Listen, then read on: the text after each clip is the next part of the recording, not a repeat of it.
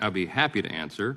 We will belabor the point further. I've already explained this, that by presenting this amendment, it changes the purpose of the bill and makes it about January 6th. On its face, by your explanations, by all the comments that have been made. You're claiming my time. You asked me to respond, and I'm giving you the response. Okay, so responded. on its face, the amendment violates House Rule 16, Clause 7.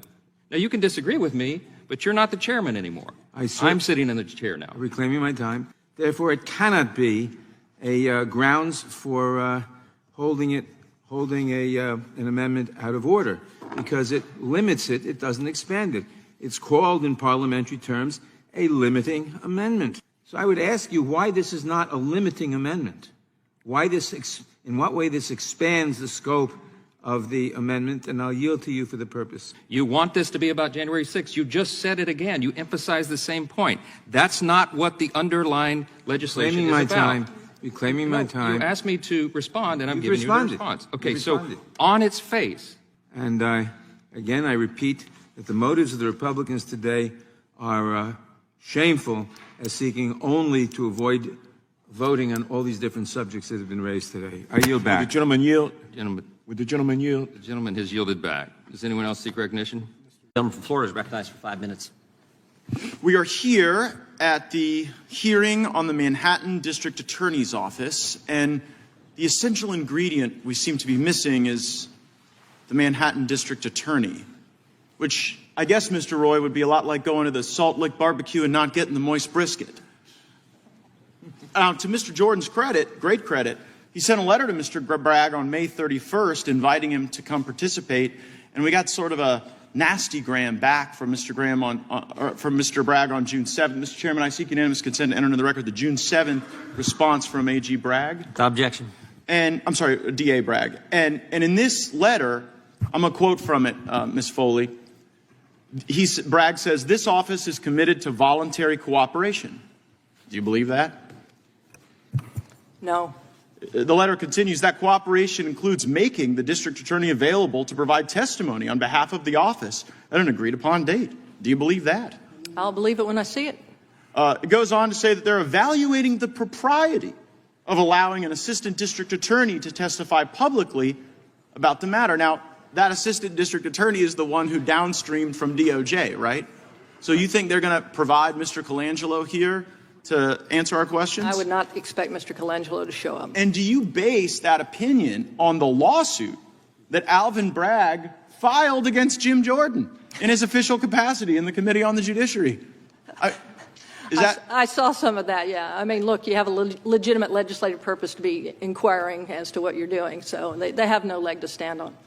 But they're not going to come because we ask. And they're not going to come because they say so. And we learned that by observing our dear friends at the Oversight Committee. Because this will surprise a lot of Americans. After hearing the enthusiasm around oversight of the Biden crime family, we never sent a subpoena to Hunter Biden to give live testimony before Congress. Let that sink in. The Republican House majority has never subpoenaed Hunter Biden for live testimony in public. We've never done it. And I worry that, we're going about the same kind of process here, and we may end up there in July, right after sentencing, with an empty Alvin Bragg nameplate and an empty Matthew Colangelo nameplate. And then we'll start the process again on letters and subpoenas and accommodation, and I've just grown tired of it. And I think you're right, Ms. Foley, that this is all professional wrestling. There's no real effort to bring these people to bear. So, will the gentleman yield for? No, one second. I got a motion, Mr. Chairman. I move under Committee Rule 4 and Clause 2M of House Rule 11 to require the attendance and testimony of Alvin Bragg and Matthew Colangelo on July 12th to discuss their involvement in the Trump prosecution, including their office's coordination with the Department of Justice. Mr. Chairman. Mr. Chairman. Gentleman, ranking members recognized. It's a little absurd because Mr. Bragg and Mr. Colangelo have already agreed to appear before the committee on July 12th. We have a letter to that effect, so there's no point requiring them to do what they've already said they're going to do. The committee asked them to appear. They asked them to appear today. They made the point that they did, or Mr. Bragg, I should say, made the point that he didn't think he should appear before the sentencing on July 11th, but he'd be available thereafter, and he's agreed to come on July 12th. Mr. Chairman, this debate's out of order. You made a motion. It's not out of order. No, you have to seek recognition pursuant to recognize debate you. on the motion. You can't recognize just you. inject. I recognize you. I'm still on my time. I'm still controlling 2 additional minutes of time. You'll get your time, man. I have a letter here. No, my point is simple. The committee requested them to appear, Mr. Bragg and Mr. Colangelo. They've agreed to appear. They plan to appear on July 12th. I don't know what this debate is about. I yield back. Oh, and I'd like unanimous consent, Mr. Chairman. Yes, unanimous consent to introduce into the record a report from Fox News headlined. Without objection. I object pending consideration of my Bragg, motion. Hang on, I want to deal with. Let me finish. I want to deal with Mr. Gates' motion. Then we'll take your unanimous consent. Mr. Bragg and Mr. Colangelo have agreed to come on the 12th. If they don't show up on the 12th, they will be subpoenaed. So I would ask the gentleman if he could withdraw the motion. They're coming.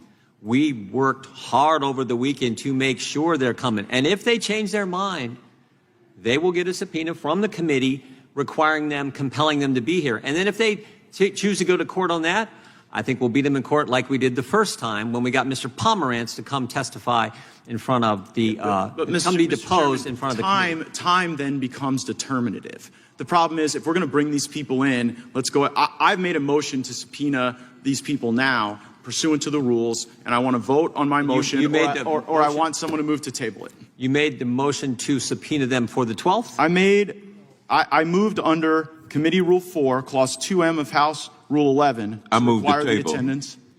I move to table the. That's fine. I Let's take a second vote. that. It's not debatable.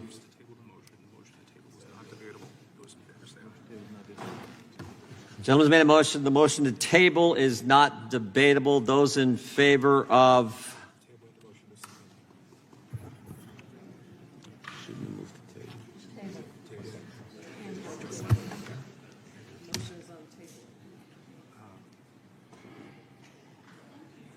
This is crazy.